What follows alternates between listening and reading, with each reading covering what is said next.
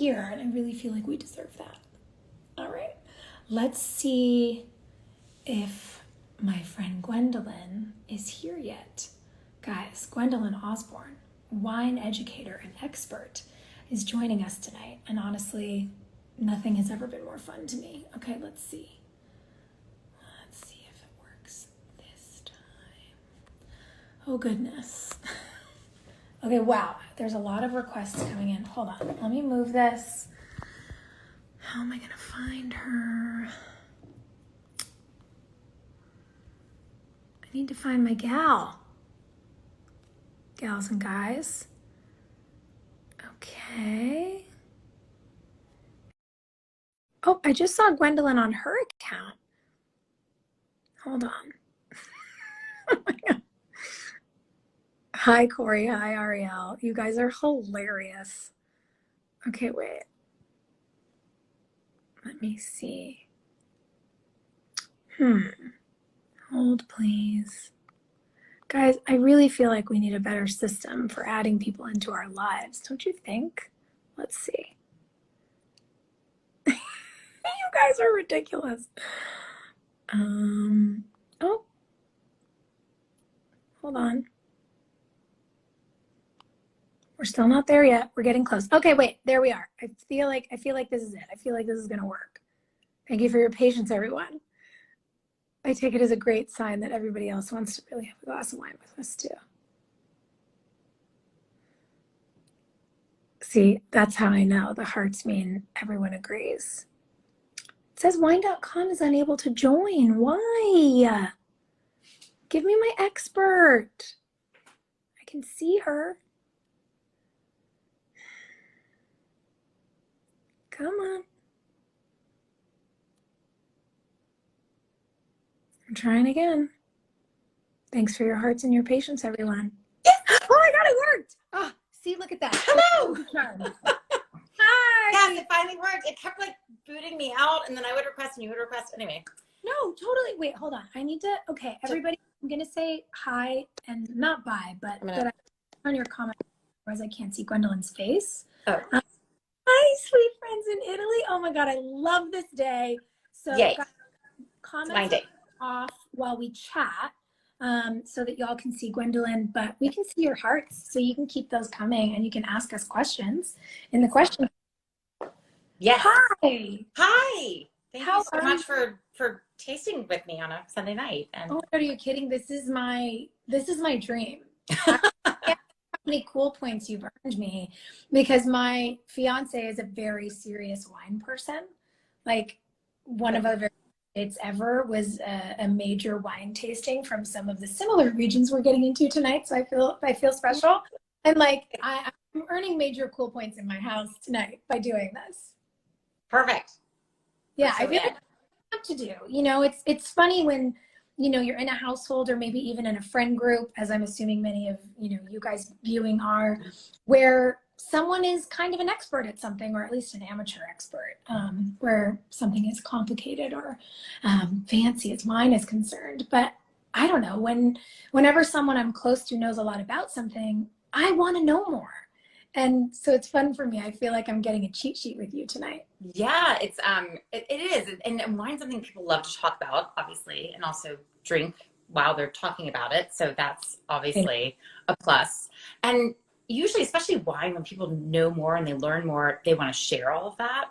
So it's exciting for both people to kind of share and talk. It's not like we're kind of doing more of a philosophy session. We're talking about wine. It's exciting. And everyone deserves, I was saying earlier before you joined, I feel like it's a Sunday fun day. Yes. You know, crazy year for the globe, and it feels nice to be able to do something to celebrate. Absolutely. Okay, yeah. I want to know how you became the Gwendolyn Osborne. How did you become a wine educator? What was your path? So I grew up with Francophile, like European parents, and this is odd because this was Tallahassee, Florida. It wasn't exactly like the epicenter of Mediterranean food and wine culture. But yeah, I mean, I kind of grew up around it, of just this enjoyment of food and wine. And I don't know, I was a history major. It kind of was something that I enjoyed once I did some traveling, and I was like, this is so interesting that wine is different everywhere. but it also kind of has this interesting agricultural and then biology and chemistry and marketing and history and stories. And kind of realized, like, I dabbled very unsuccessfully in acting, but realized maybe I just want to talk a lot about something I like. Yep. And so wine became that. So I worked a little bit with the Wine Spectator, and then have been with wine.com for quite some time. And honestly, the pandemic, oddly enough, kind of combined that education of teaching, where I can't do that in person, but being very comfortable in front of a camera, we could talk and share stories from people from around the world, and who make wine or are passionate about wine. And so that's kind of where that ended up landing. So I guess the silver lining. So it's so interesting you say that, because we did that even just in our friend group. Early days of the pandemic, we were doing weekly friend hangs on Zoom, and everyone would order the same 2 bottles of wine. And as a group, we would taste, and every week we would explore a different region. And it was really fun because, you know, there were people on talking about, you know, the mouthfeel and the notes. And then there were people who were like, I don't know what this is, but it's really good. Yeah. It was just so much fun for us to figure out how to gather, even if we're all apart. And wine was the way we did that. Yeah, wine and food have always brought us all together, right? And so finding ways. Yes, I crashed a few of those. Well, I mean, being asked, I wasn't crashing. You know, encourage them. I'd love to just introduce people to new wines and things like that. So it's something that brings us all together, which is what we need. I like what you were saying too about the heritage, you know, the overlap, the kind of way that wine and agriculture and local communities are so intertwined. I have photographs of my great-grandfather making wine in his basement in Italy before my family immigrated to the US. Yeah. That was a tradition that he carried on even after they moved. And when I think about all of the different places that wine made, and, you know, tonight we're going to focus on Bordeaux and on some German wine. I think I've learned this term this year. You'll be proud, the terroir. Yes. You know, the specific way that wine is influenced by the earth in which it's grown. It's so regional. It's like food. It's like dialect. It's beautiful to me. I find it romantic. Yeah, it is, and that is, and I guess you know that history, whatever. It's just stories. I think stories are just important, and they tell so much about a person or a land or a place, and a wine. A wine has a story. So yeah. Okay, what are the stories tonight? Where are we, you know, emotionally, spiritually venturing to with our audience tonight? Where are we going? We are going places that have like a lot of stories, right? So we're talking about 2 places: Bordeaux, which is a region in France, you know, southwest France. So that's a region. But we're also talking about Germany as a wine producing country. So it's kind of a country as a whole, and then Bordeaux as a place. And it kind of seems like 2 fairly odd bedfellows, if you will, kind of joining up. But you know, they're 2 of the oldest and most prestigious wine producing regions.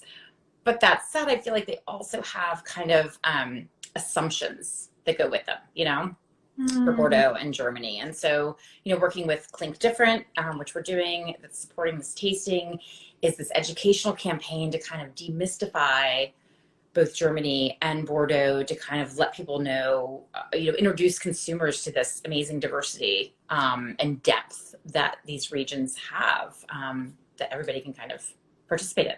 That really excites me, because wine is one of those things, you use the perfect word, demystify. Wine feels a little mysterious to people, and I think there's a very sweet kind of nervousness that so many of us have to admit that we don't really know about a region or a wine. And so it gets really easy to find something you like and then just buy the same bottle of wine over and over forever. But wine, like food, is so exciting to explore and to try. And so, yeah, I'm excited about what Clink Different is doing. And also, look at this cute little easel they sent to me. It's adorable. I love that. Amazing. I'm obsessed with it.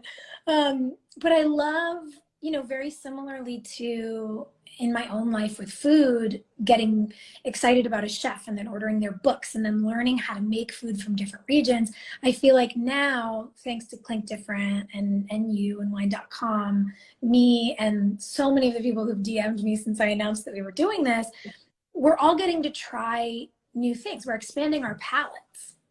Yeah, and it's a little bit of a, it's a chance. It's just like when you try a new dish at a restaurant, you're not sure you're going to like it. You can't like return it like a pair of shoes. So trying wines is something that might take a little bit more courage, but it's worth it. I mean, that's why we kind of explore and find new things that we love, and finding new things that we love that we don't expect that we'll love is, obviously much more exciting in general. Right? So where are we starting? Sorry? Where are we starting? Well, first, but we're going to stay tuned. There's just, everybody should stay tuned because there's like an announcement about a trip, right? Yeah. Later in the. Oh, we're going to tell them now. Okay. I was going to save it. Oh, I just wanted people to stay tuned. No, you can announce it later. No, totally. But I mean, teaser. You're reminding me that we can tease it now. There is something really, really exciting that Gwendolyn and I get to announce to you guys. And it has to do with visiting the places where these wines come from. And it has to do with these lovely folks who are going to make that visit possible. And if you're excited, you should be. And we'll tell you more soon. Yeah. Okay. So be excited because everybody's excited about travel. I just like it like. After the year and a half, oh my God. But yeah, so the 4 wines we're tasting. So just FYI to some people, we've had these wines available on wine.com for a while. So if you've pre-purchased them, that's lovely and fantastic. If you haven't, the Quattro, I usually say trio, but Quattro is still available on wine.com and will be for some time. It's a tasting evaluation, not a drinking party. So just, a reminder to pour just a little bit, helps you swirl better, taste all 4, just kind of with your mind focused on just the tasting evaluation, and later on go on and have yourself a glass. But for this tasting, pour a little bit, helps it kind of. We're drinking responsibly while we taste, everyone. I'm assuming and hoping that if you're here with us, you're home. Please don't taste wine. Drink responsibly, obviously, like all these. Yes. Get a ride or cozy. So I'm curious about that too, because I feel like you just showed us this perfect amount of wine. Also, our cute little personalized glasses. I know they think they look like, I feel like they should have these at New Year's. They're like all sparkly. No, I love a personalization. But you did a very specific amount of wine that comes to about here in the glass. Is there actually a standard? It's usually 1.5 to 2 ounces. Once you've had enough of those, you kind of can eyeball it. I didn't measure this out. This is probably about 1.5 ounces, maybe even just 1. But yeah, I mean, that's kind of, and honestly, when you go to these big tastings that I've been to for professionals and whatever, people spit. I'm not going to because it's the evening for me right now, and these along, I can handle these 4 wines of tasting a sip. But yeah, I mean, when you're going like, during the day and you're sipping up to 30 to 40 wines, I mean, people will sip and spit because you still absorb some alcohol. And some people find that wasteful. And yes, it's a hard thing to kind of grasp, I think. But it's the best way to kind of evaluate and understand a wine without becoming impaired, if you will. Right? Yeah. Too much wine, I'm sure by the end you're like, these are all delicious. Right, exactly. If you're not spitting, even if you are, I mean, sometimes I'm just like, oh, and then you just either want to go have a giant Diet Coke or a beer or something like that. You're just so wined out. But that's the way that people okay. So we're gonna start with an ounce, maybe 1.5 ounces. Okay. So which wine are we doing? Okay, so the first one we're gonna do is a white Bordeaux. It's called Clos de Lune, Lune d'Argent. And so yeah, when you think about Bordeaux, what do you think of? Oh, I mean, honestly, when you say Bordeaux, I think of red wine. Red wine. And you probably, how much price point do you think? Like, very expensive. Right. Yeah, like 150, 200. And you're like, oh, I'm not going to be able to enjoy it for 30 years. And then maybe it's just going to taste like earthy stuff. I don't know. Right. So I think that Bordeaux just kind of scares people. They're like, oh, that's my grandfather's cellar, or, oh, I can't afford that, or it's not approachable, or what have you. But no, Bordeaux is like super diverse. It has a lot of approachable wines. It is 85% red. So we're looking at like under 10% making whites, but white Bordeaux, if you love Sauvignon Blanc, It's a great place to go. It makes these beautiful white wines. And, you know, with white Bordeaux, you have all these, you have mainly two grapes. So Bordeaux is known for blending, right? They blend their grapes. They're masters at doing that. And when you look at white wine, there's two main grapes. There's Sauvignon Blanc and Semillon. And those are the two that are typically blended together. And depending on what percentage is higher or lower, you're going to have a different style. So you might have two grapes, but you have all this diversity. So the one we're tasting here, the Clos de Lune, is made with 70% Semillon and 30% Sauvignon Blanc. Have you ever heard of Semillon? Yes, but I have to be honest, I don't really know what kind of a grape it is. Yeah, that's totally normal. Most people don't. People know Sauvignon Blanc, and Sauvignon Blanc is known for having that, you know, bright, zippy acidity, very aromatic. Semillon is a little bit of a, like, has a richer mouthfeel and texture. So when you're blending that with the Sauvignon Blanc, you get this richer mouthfeel and texture, but you still get that Sauvignon Blanc bright acidity and crispness. So, yeah, and I mean, again, like in Bordeaux, there's a region called Entre-deux-Mers, and it has these amazing, crisp, easy drinking wines that are perfect for summer.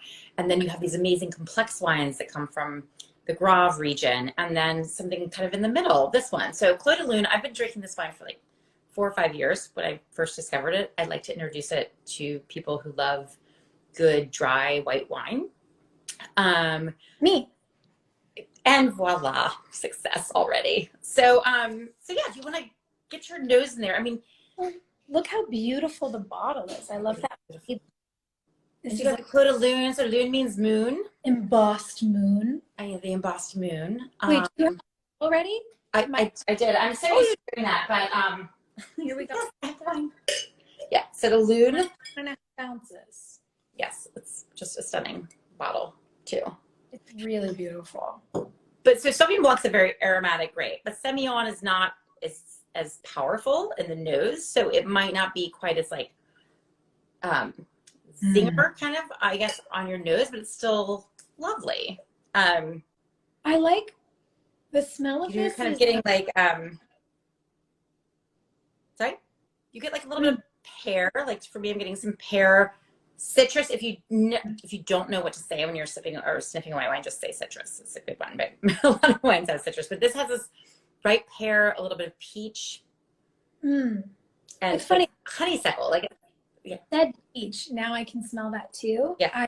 I don't know if this is a technical term, but you were saying that a Semillon grape isn't as zingy, maybe as a Sauvignon Blanc. Yeah. So to me, this almost has a smell. Not accurate, but it smells more buttery to me than a salt. That's okay. So actually, some people, and this is a very positive term, but some people talk a little bit of a waxiness that comes from Semillon. I know that's kind of odd. Kind of think candle, lanolin, like, or kind of a honeysuckle, which is kind of like butter in a way. Like it's that honey, but like floral. You know, it's like those combined. Yeah. And I'm understanding what you mean. The notion of a wine being waxy almost describes that it's soft. Yeah. Yes. Yeah. Or kind of that richer kind of mouthfeel. But I love the nose on this. I just think it's very interesting.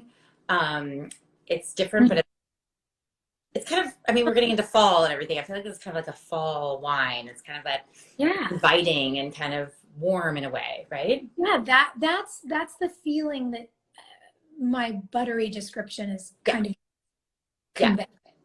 And usually, because butter comes from a process that usually happens in wines, like with Chardonnay, and but it's hard to kind of put a word on certain wines, and what I call that is sense memory. So it takes a lot of practice, because what we do is we smell things all of our life, and then when you get your nose in a glass of wine, what you're trying to do is find all those scents that you've had through your life and connect them to the wine. And it's a lot of work. It's not, it's like, when you take a test in school, you're trying to remember what you learned, and wine is similar. You're kind of delving into that sense memory to try to connect everything. So it just kind of takes practice, which is not that difficult. You just kind of have to keep I don't being practiced. Like this is class. This is my class. This is education, people. So yeah, so kind of trying to find those things that you remember and kind of put them together with the wine that you're smelling or tasting. Okay. To taste? Yes.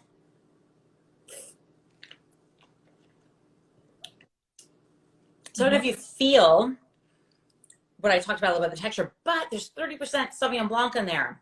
And what's that doing? That's like zing, zing, zing on the sides, right?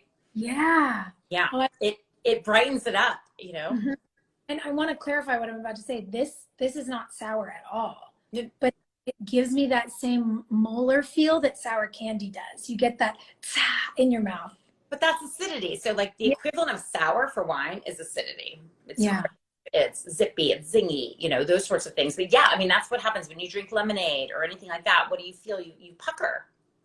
Or the molar feel. I can't remember the last time I had Sour Patch Kids, but I'm pretty sure I had molar feel on those. Yeah, you get that wonderful, bright feeling there, and it kind of matches or integrates with it, balances. It's like the yin and yang with the Semillon, which has a little bit more of that richness, that kind of, you know, waxy or like honeysuckle thing going on. Yeah, and that the acidity mixed with that bright fruit, it for me keeps it from being too sweet. I don't love a very sweet wine. And so this rather than feeling sweet is for me really fresh and bright, and it's energetic. Like it feels enthusiastic. And a lot of wines where people talk about sweet, sometimes people don't like wines not because of the sugar level, they're not necessarily sweet, but the fruit is so overly ripe, or something is kind of it seems sweet because of the ripeness of the fruit or the higher alcohol. And so this is just a very balanced wine. So it's definitely dry, but it has that has some ripe fruit, but again, then that has that acidity that just keeps it. And do we know the alcohol on this? Is it lower? It's 13%. It's 13. So, yeah, okay. You know, 20 years ago, we're looking at 12, but, you know, warmer temperatures. So 13 is a great, nice medium point for a white wine. And it gives it that texture too. Alcohol does add to that mouthfeel that we're all looking for. So yeah, it's a great wine. I love this wine. Oh, and food. People like to talk about food pairings, right? What would you pair? So sometimes I also like to tell people, you know, if you're confused of what to pair with a wine, look at where the wine is from.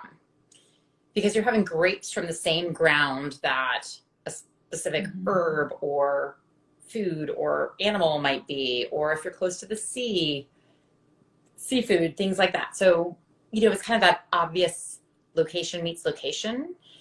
You know, when you look at Bordeaux, entrecôte, which will go with the red that we taste later, is a nice steak. But for this is kind of something that, like, I don't know, I would put this with a really herb-based roast chicken. Like this would be perfect, right? If you know anybody that can cook you duck, I would pair with that. I haven't become adept at that quite yet. Joe, in fact, makes a mean duck. He and his wife are incredible chefs. So I'm going to have to talk to him about this tomorrow. Yeah. Well, actually, there's a couple. When we get to the Pinot, too, we'll talk about that. Because those can be your two wines that you have at that dinner. Like where's shellfish with a broth or mussels or clams. Like there's a richness to this, but also the acidity that can go with that. Yeah. Or just on its own. If we've got, you know, anybody watching with us, you know, our vegetarian and our vegan friends, what are some plant-based options you would suggest like this for? So to me, I would put this with a risotto. Because you can just use vegetable broth with risotto. You don't need to, you can be vegan with risotto, right? Maybe with some mushrooms or something, but, or peas and asparagus. Like this would go well with vegetables you can't pair things with. Yeah. Actually, the Pinot we're having, maybe I would do mushroom risotto. Now I'm just thinking through my meal plan for these ones. Sorry? So I feel like as soon as you said risotto with this white, I thought of peas. So I feel like peas and asparagus or something, like some sort of vegetable going in there. Yeah. Or any sort of roasted vegetables. Like if you get some winter vegetables roasted, this will be perfect. Oh, nice. Yes. Okay. I'm taking notes. So that's taking notes. And we're going to the next wine, which is a Riesling from Germany. So I'm taking out this glass. because I have to get up early for work tomorrow for a new glass. And let's do this. So also, while you're pouring, I just about want a to let you label. know that since 2001, Germans drink more wine than beer. So I feel like we might want to revamp Oktoberfest wine. Okay. Yeah, maybe we need to have a November fest for wine. Oh no. What's happening with our connection? Gwendolyn, don't go. Can you guys see me? Or am I the one who's slow, I wonder? Oh, you can see me. To see the hearts, they tell me things. You guys are the best. Huh.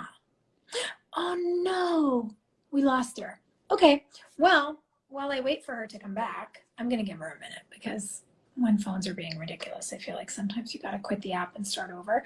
But you guys, this label, how do I get the phone to focus on this and not on my face? This label looks like a fairy tale. Like, look how beautiful this is. I think it would be so fun to be a person who designed labels for wine. Okay, let's see if our friend is back. And let's get her back in here. Because I'm sure listening to me talk about labels is fun, but if you actually want to learn anything about this wine, Gwendolyn. There we go. Okay, sorry. I probably had a really odd, perturbed look on my face. Sorry. No, I don't know why it just kicked me off. I'm like, wait, just want to talk about Riesling? No, you're just great. Okay, wait, so you have your Riesling poured. I've just been gushing over how gorgeous this is. Okay, so that's fine. As you pour it, I'm going to talk about like what you're seeing on this label. So this is Maximin, Grünhauser, Herrenberg, Riesling, Cabinet. Don't be afraid of how many words are on the label. It's still absolutely delicious. So Maximin Grünhauser is the producer. Okay. And then Herrenberg is the town where it's coming from. And then, of course, Riesling is the grape. So what is Riesling? I mean, yeah. What is Cabinet? Cabinet? Okay.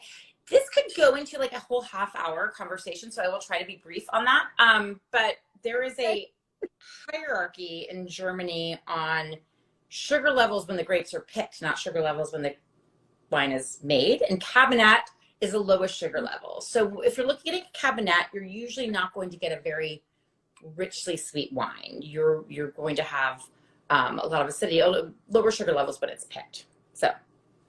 Okay. So something that might be a bit dry and brighter. Typically, yes. The one we're having now. So here's the thing. Here's your cheat sheet with German wines. Is that Cabinet typically often will mean more on the dry level, but then check the alcohol. Because when you're making wine, what happens is that sugar is converted into alcohol. If you have a lower alcohol, that means some sugar is still left in the wine. So if you have what you're looking at right now is what? 8%. Alcohol. Yeah. 8%. Yeah. So if you're looking at a 12% Cabinet, you'd be like, okay, I'm going to get a dry wine. But the lower alcohol level with the Cabinet might have a little bit of sweetness to it. Does that make sense? Is that a good? But it does. And I feel like I can. I feel like I can smell it in this wine. Yeah. So Riesling is it's the most planted grape in Germany. It is an aromatic grape. Like this is one of those wines, like it just shoots out in the nose to you. You're like, woo, I got perfume, I got flowers, I got pear, I got citrus, I got all these things going on. It's a very aromatic grape. And this one's coming from the Mosel Valley in Germany, which is a very famous region. It comes from these slate soils. Steepest vineyards in the world are in Germany. Like you can't send a tractor up these things. You gotta like hike them. I mean, they're the steepest, they're right next to the Mosel River. And so you're looking at this wine to me really reflects the terroir. You were talking about terroir. It's that sense of place with the grape. It's that kind of marriage of soil, grape, and place and climate that makes it magical. So I smell something in this, and when I first opened it, I thought, is that a little hint of sulfur? And then I was like, no, that's not right. And I've been trying to place what it is, and it's almost like wet stone. Is it the wet slate? Stone? Yes. So wet stone, I mean, like after it rains on like slate, so it's wet stone. The other other thing that comes through in Riesling, especially in Germany, is a little bit of petrol. We call it gasoline in the US. That's what it is. Petrol. It's this little, but it's not like that. Like, it's not like you accidentally spill gas on the floor like that. It's not. It's a very specific, and that's why they call it the petrol. But in Germany with Riesling, you get a kind of a hint of that, but it's a really pleasant smell. It smells like deep earth, which I think is maybe why I say wet stone. Like when you really dig down and the ground is wet underneath, it has some of that. So yeah, it's petrol. Okay, guys, we're learning. So, petrol and it's the wet stone. Also, it's like it's both of those, and this is why you can't. Most people call red wines earthy, but you can't call a white wine earthy because it's the wet stone or the petrol or something that's coming from that sense of earth, right? This smells like to me in the best way because it's also really perfumey and really floral, and you want to drink this in a garden. Really filled, you know. And now I'm building us into the movie. I'm like, we're outside, we're in a garden. No, it's okay. Sometimes I'm like, you know what, it smells like I'm running through a field of lavender while picking truffles. I mean, you know, you can go through like imaginary stories of wine. But yeah, so taste this. You're going to notice, again, it has the 8% alcohol, which means it's going to have a little sweetness. But for Riesling, I want you to focus on that balance between the acidity and the sweetness. Because it's not overpoweringly sweet. It's not, you know, heavy. It is a delicate, elegant, lightly sweet with amazing. And it almost has, to be clear, it's not sparkling, but the minute you take your first sip, it's effervescent. Effervescent, yes, that's the word. Yes, that's what it is. It is. It's very pretty. It's a very pretty wine. Like it's elegant. It's delicate. Yeah, it's a very pretty refreshing wine, and you can tell the low alcohol because it doesn't have that any sort of heaviness. It's like it's too easy to keep drinking. No, yeah, this feels like a great, especially like a daytime sipper, having, you know, people over for a big backyard hang. You know, you could drink this over the course of a couple of hours and not be embarrassed, you know, of yourself by the time the party was over. Yes, you will not fall down for the nap at 3 p.m. Yeah. It's a brunch wine. It also, having this little bit of sweetness with the acidity makes it perfect for any sort of spicy food. So Thai food, sushi is, I mean, great with this. So anything that might have stronger flavors and everything, it can really match up to this. I got so lucky. I went on a little food tour around Toronto last night and had some of the most incredible Chinese food. And we started with amazing hand-pulled noodles. And the first noodle dish was really spicy. And I struggle with spice a bit. But I was like, I'm doing it. I'm gonna hurt my face because this is the best thing I've ever eaten. And I feel like this would have been nice. I'm gonna have to go back and I'm gonna bring one of these bottles. I absolutely agree. Brilliant idea. Yes. Perfect. It does help the spice go down. So yeah, it's great because it's complex. And I mean, there's so much dry Riesling also in Germany. I think that people often think sweet, and yes, this is an example of that. But there's the spectrum is amazing, and the complexity that comes from these wines is so wonderful. And so it's great to go out and look for those kind of wines. And again, like it's kind of odd, but checking that out, it's not an absolute given. But if you check the alcohol label and you're looking for absolutely dry, a little bit higher alcohol. The great thing about Riesling, you're not going to get much over 12%. I mean, it just doesn't get there, which is great and healthy. That is nice. But a little bit higher means you're probably going to be on the drier side. So that's one thing. Well, but that's on your cheat sheet. I am more used to, when I think about a Riesling, thinking about a dry white.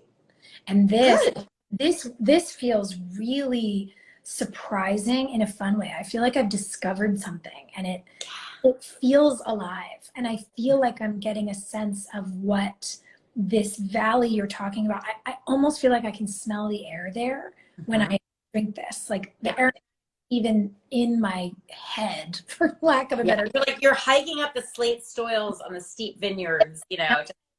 Grapes, fine. Picking some grapes. I'm seeing it. Yeah, exactly. Perfect. Yeah, it's a very pretty wine, a great example of kind of that Riesling personality that comes from there. I love it. So the next wine we're tasting is a Pinot Noir. Oh, okay. Hold on. I have to move this out of the way. I will keep talking while you're pouring. So Germany is actually the third largest Pinot Noir producer. Okay. We probably don't know that because I think they drink a lot of it for themselves. They're just not sharing. But I'm hoping that's going to change more. In Germany, they also call it Spätburgunder. Spats. I'm sure they say it's so much nicer than I do. Yes, Meyer-Nagel is the name. So it's a Nagel family. Two sisters are running it now. Their father kind of found it and got in there. It's in this little region called the Ahr region. It was actually recently devastated by the floods in Germany. So I spoke to them for a tasting I did, and they were in like a trailer. It was so there's a lot of recovery efforts going on, but they are, barreling through. Your vine, right? This team has kind of taken over from their father's amazing work and producing just top quality Pinot Noir. And this Pinot Noir has won multiple awards from Decanter and other places. And I was just kind of blown away the first time I tasted this. I was like, wait, what? And I taste a lot of wines, but it was just, I think that, with the temperature changing, Germany's finding more warm pockets. And I think we will start to see more Pinot Noir, even coming here to the US, which will be very, very cool.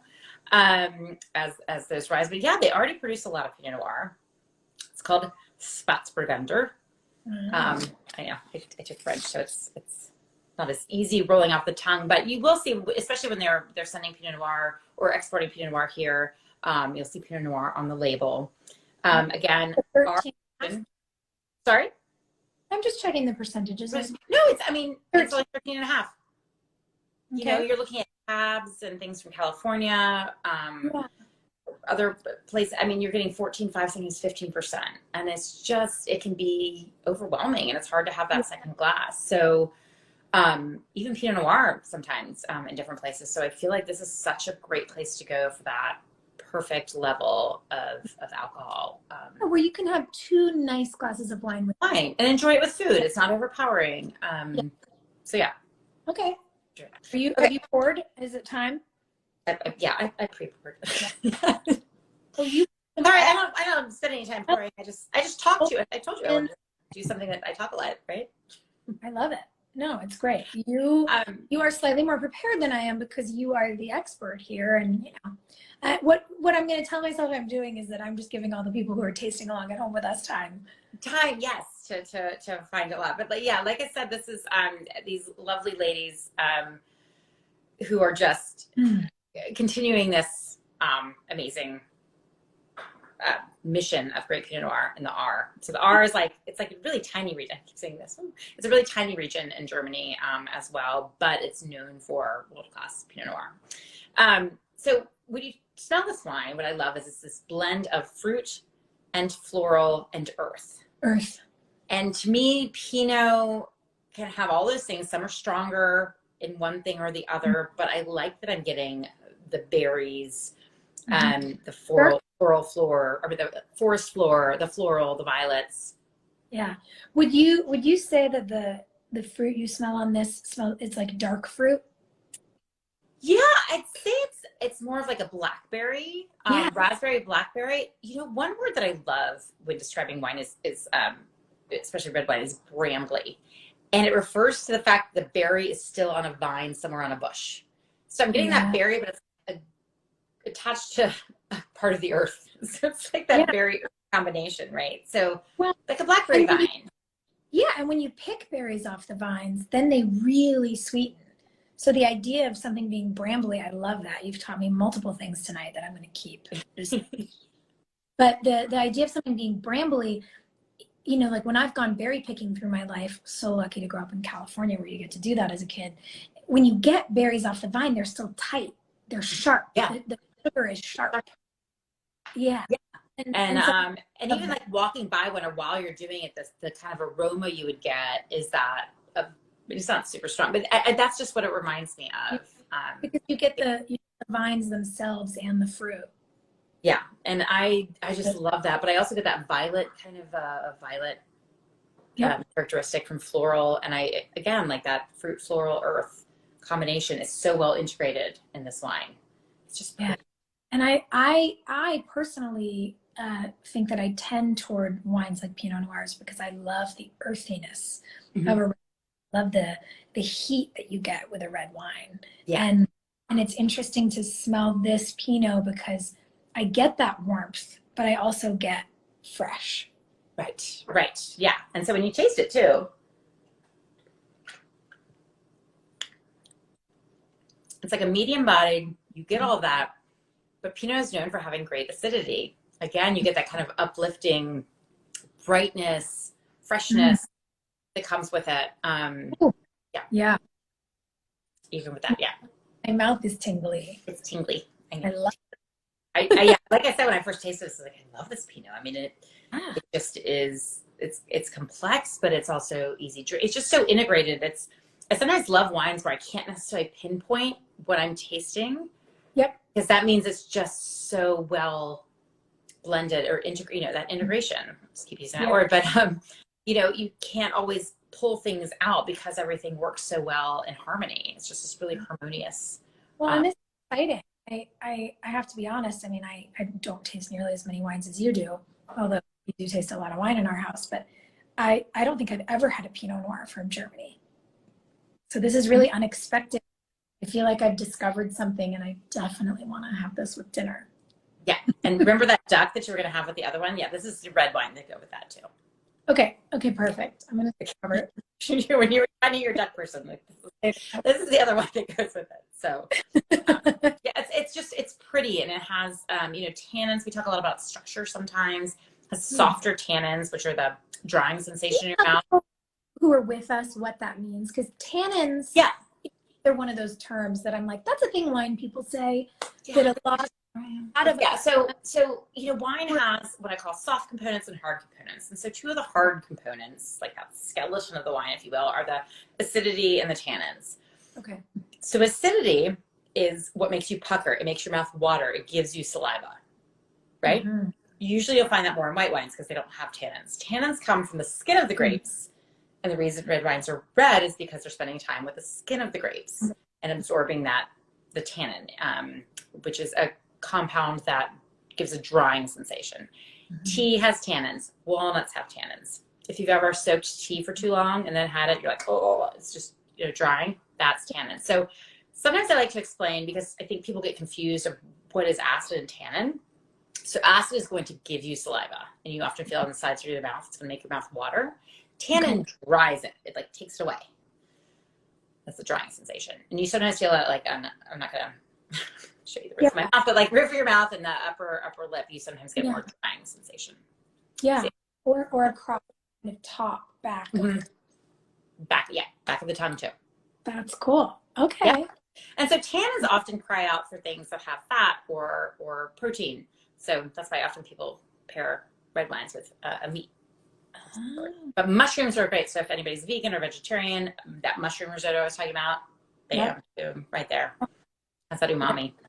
Yeah, I mean, big king oyster mushrooms are one of my favorite things to make when I'm doing like a meal. And so thinking about, whether it's like a good meat from the farmer's market or going on the plant-based side, it's nice to know that, if you had this wine at home, it could go with either. Or if you were having a dinner party where some of the people that you were serving were eating one dish and some of the people you were serving were eating another, that they could have the same wine. That's lovely when you're kind of building out your personal. And again, like this has such soft tannins, like harder, like grippier tannins can sometimes be harder to pair with necessarily, but this is so soft. This could go with so many things. I mean, there's just, it's an endless, like salmon, if you had pescatarian meal or the mushrooms. I mean, just, it is a very versatile wine in that way. I love it. It's really, really I know. Like I said, knocked my socks off the first time I had it. It was really good. Okay. Okay, so everybody's tasting still. We're just tasting, right? Not drinking it. Okay. Nope. Small pour. Yeah, so we're going to go on the Bordeaux. For anyone who's joined, I just feel like it's really sweet to highlight. Look, they sent us these little. I know. Like I said, they're sparkly too. It's like they really are. I want to thank our sweet friends at clinkdifferentandwine.com, because not only did they connect me to you and did they help us curate this amazing selection of wine, which if you got them, because this was also very cute, a bunch of you sent me DMs about how you ordered the what did you call it? The Quattro? I love that. the Quattro. You ordered I know you're tasting with us, but for anybody who didn't or didn't have a chance, you still have time. Yeah. They're still online. I don't know that you can get our cute glasses, but at the end of the day, I just really love a personalization. And so, But you can definitely drink them out of a multitude of. yeah, this feels like teacher's perk. You know what I mean? We got the host perks, yes. But yeah, the 4 wines are definitely still available, and honestly, when I'm TalentForWine.com is just our selection of Bordeaux and German wine is very extensive for you to kind of look through and select something. So lots of different options. They also make great rosé and a ton of sparkling. I think they probably drink more sparkling than they send out. But yeah, they make amazing. Yeah, Germany and sparkling wine, and even Bordeaux. Bordeaux has rosé, sparkling rosé, and the sweet wines. Oh my gosh, the sweet wines. Just won't get like a wine. decadent dessert wines. Okay, but we're talking about a red Bordeaux. Back to it. Again, we're talking about Bordeaux with the prestigious, one of the most prestigious regions. I mean, that's what we think of as Bordeaux. And red, yes, it's Marceau. Where's my Marceau? Chateau Marceau. This is such a cool place. Whoever nailed it. The label. Oh. So yeah. this gentleman, he's younger. I think he's younger than me too. He's more of like a millennial. He took it over from his father, and I mean they've turned it all into organic viticulture here. Really? It can be hard to do in Bordeaux because Bordeaux, where it is, it's just near the Atlantic. It has a maritime climate, which means you get more rain. You just have more. If everybody's ever dealt with rain, it's like that's how you get mold, disease. Just those sorts of things. So keeping threaten the grape crop. Right. So the grapes are being grown organically now. I think they finally got certification this year. So would that be considered, again, just making sure I have my terms right so that next time I go out, I can sound like I know what I'm talking about. Would that be considered a biodynamic wine? No. So biodynamic is a little bit different. It's organic with like a step up with some other things that have to do with following the earth cycles of the moon and different composting and other things. So we'll do another tasting on that, Sophia. So these guys have gone all organic, is what you're saying. Organic. Wow. Yes. That's a big deal. Right. Yeah. I don't know if it's been it takes a while to get certification and everything, but he's very, very focused on that. But red wine in Bordeaux, there's 85% of the wine in Bordeaux is red. Sorry, I don't mean to jump in. I'm just going to get quick Bordeaux talking points. No, I was just and Bordeaux is known wine. That's all. Bordeaux is known for blending. I mean, they were like master blenders of blending both red and white grapes. I mean, to the point where they're so admired and emulated throughout the world. You find a wine with a Cabernet, Merlot, Cab Franc blend, and they call it a Bordeaux blend. Because, so Bordeaux blends just kind of recognize how good Bordeaux has been at that. Funny thing is, the wine we're tasting, it's actually 100% Merlot. And I know. And for those people who poo-poo Merlot, they've clearly not tasted this wine or wines in Bordeaux that are predominantly Merlot, because those are, if you're looking for something in Bordeaux that's very approachable, easy drinking, I mean, that's where you're going to go. So like I said, this region, Risotto Marceau, has this young, innovative owner practicing organic farming. They have 100% Merlot on their property. In Bordeaux, there's a river that runs through it. So you have what we call the left bank and the right bank. And left bank is predominantly Cabernet Sauvignon, but still blending. Right bank is predominantly Merlot, usually still blending. And so this is coming from the right bank. It's near Saint-Emilion. It's Côte de Franc, or now they call it a Côte de Bordeaux, Franc Côte de Bordeaux. That's a whole another long story. But I think this wine really shows what Merlot can do in Bordeaux and how wonderful of a grape it is. It's approachable, it's soft, it's supple. I should talk about what you're getting. But yeah, this is, if you are been not change you. So yeah, it's Really?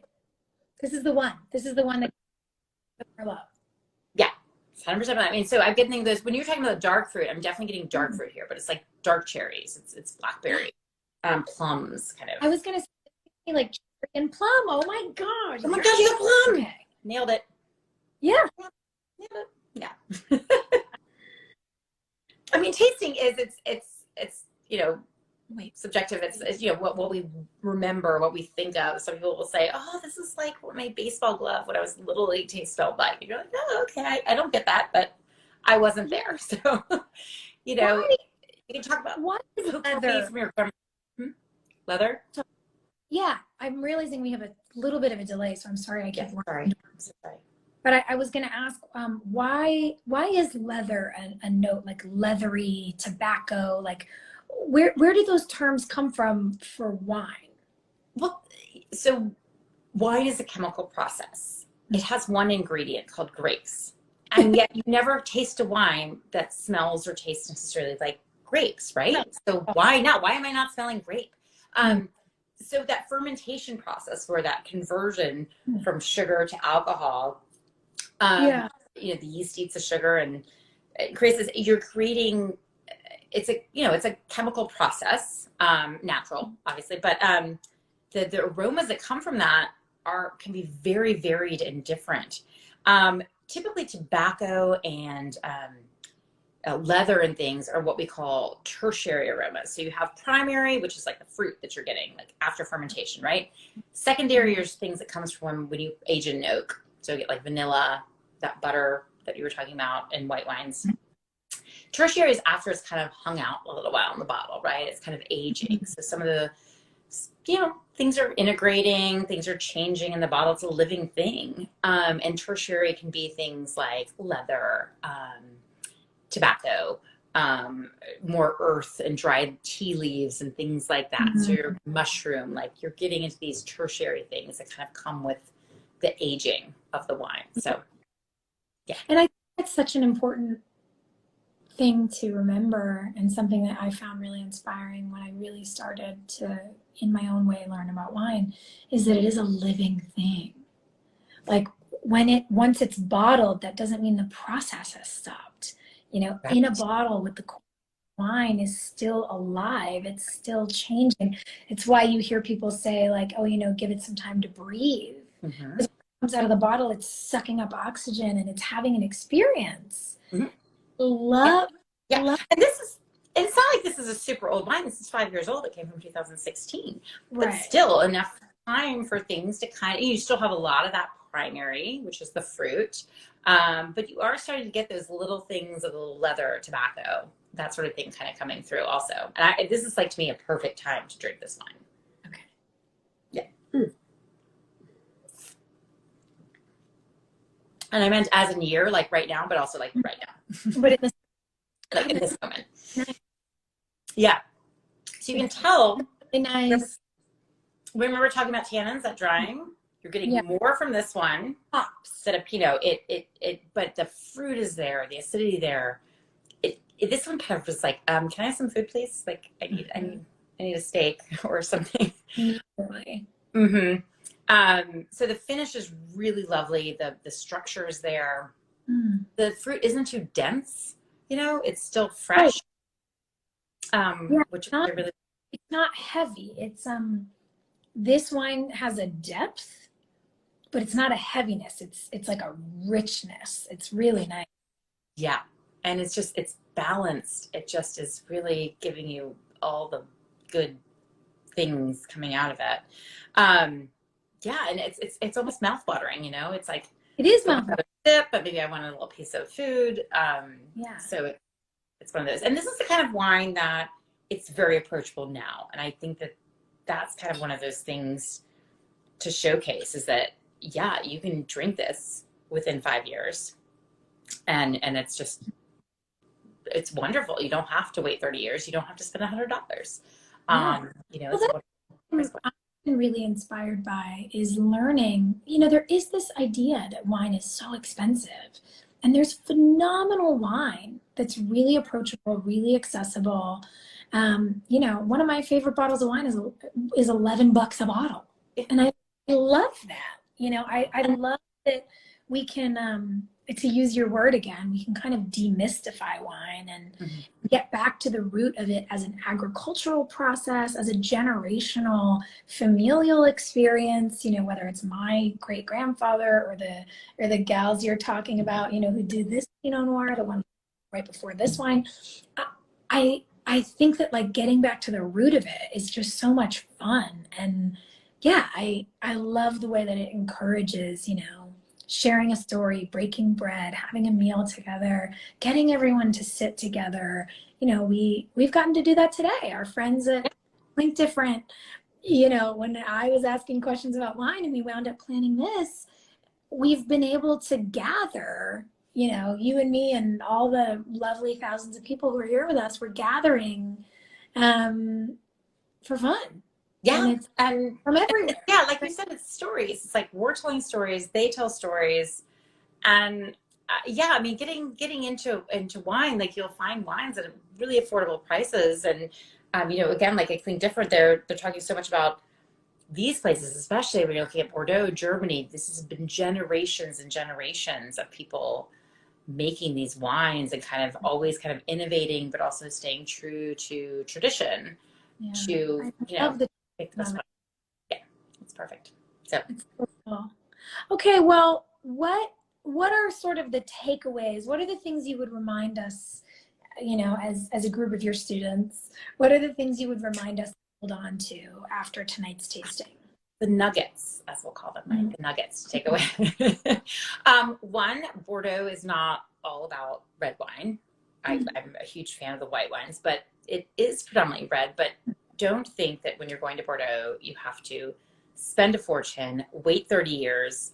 There's so many wonderful wines to explore and enjoy and read the story about them. You know, again, these are generational places that have stories, but there's just so much to discover. Lots of wines that are very approachable when young and very affordable. So that's Bordeaux. And if you can find a whites, I mean, I have never met a white Bordeaux that I didn't love. And then when it comes to Germany, it's not just sweet wine. You have wonderful dry Riesling, but they also make Pinot Blanc, Pinot Gris, obviously Pinot Noir, and lots of delicious sparkling if you can, when you can find it. But even the sweet, some people get shy away sometimes from sweet. People love sweet wines sometimes, but sometimes like they get a little bit afraid. But the way that a German Riesling with a little bit of sweetness works is that it's refreshing and like, I mean, you know this now, it's like, it's delicate, it's effervescent, ethereal. Like, yeah, it's like a garden wine. You said that. It's like, I want to sit in a garden and drink this. So, right. And then also the Germany is all white wines, red wines as well. So those are kind of my few nuggets I want people to take away from this of just don't be shy, come in, be curious. Yes. And clink differently, if you will. Clink differently. I love that. Yeah, and remember that wine is fun. And you know, anyone who's with us tonight, if you want to jump into a tasting like this, don't forget all of these wines are available on wine.com. It's a great place to start. And this live is going to be up. It's going to be on my page. So you can come back and reference it and take notes on what Gwendolyn said if you didn't actually take physical notes tonight. I think that's one of the things that's fun for me about wine is that it's something that you can joyously learn about forever, and you can do it in groups. It's an excuse to gather and to learn. Love that. And on the topic of gathering and learning, we have a fun little announcement today. Guys, I actually can't get over that this is happening. I think, again, I know I keep saying this, but especially after the last year and a half, this is such a huge opportunity and such a generous program that's been put together by our friends who helped us do this together and with all of you in partnership with Clink Different. If you want to continue your education on Bordeaux in Germany, you can go to the link in my bio and you can enter to get a chance to win a sweepstakes. And there's fun prizes, but the grand prize, it's a trip for two to Bordeaux and Germany. I'm like, would it be taggy if I enter? I know. I was like, can I enter that? I'm curious. You can just hit the link in my bio and you might win a trip to go to Germany and Bordeaux, try all of these wines, have an adventure. And I don't know, I want to thank Clink Different and wine.com for extending such an amazing opportunity to people, because I think travel is such a beautiful way to learn, and to travel to new places and learn about culture and people and wine. That sounds like the dreamiest trip ever to me. So make sure to hit the link in my bio and go and enter. And maybe you'll be schooling Gwendolyn and I soon. I actually have never been to Germany. I've been to Bordeaux, but I've never been to Germany. And I actually see those hills. I talk about them. I've seen pictures, but being somewhere is really the ultimate way to actually absorb those stories. Wow. Well, I think we might have to go. Oh yeah. We'll be the tour guides, right? Maybe we'll just check ourselves in their suitcases and exactly. Go. Okay. I'm in. All right. Me too. Okay. Gwendolyn, thank you so much. Thank you. Honestly, just so much fun for me. It geeks me out that there's moments where, you know, my job means I can spend an evening with someone like you, and pretend I'm working while I'm drinking wine. So thank you. I actually feel the exact same way. So thank you for this privilege to talk wine. And I always am excited for people to want to learn more. And I feel like you have a really good duck dinner coming up at some point. But I'm ready. I'm ready for a snack. Good to know a friend. Yeah, I'm lucky. The people I work with are great in the kitchen, so we're gonna make it happen. Fantastic. Well, thank you so much. Amazing. Thank you so much. This was such a joy. Yeah. And thanks for tuning in, everyone. Can't wait to see you next tasting. Cheers. Cheers. Good night. Good night.